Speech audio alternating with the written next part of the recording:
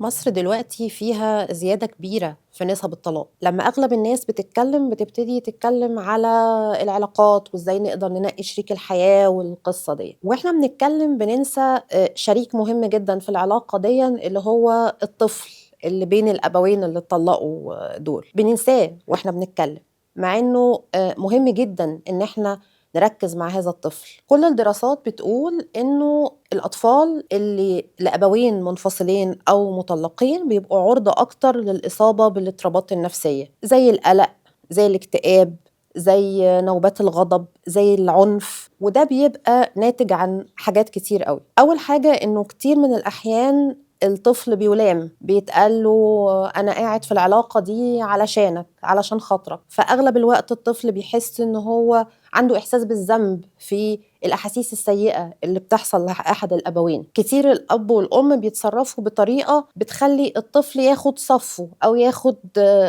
ناحيته، فالطفل بيبقى ممزق بين الأب والأم.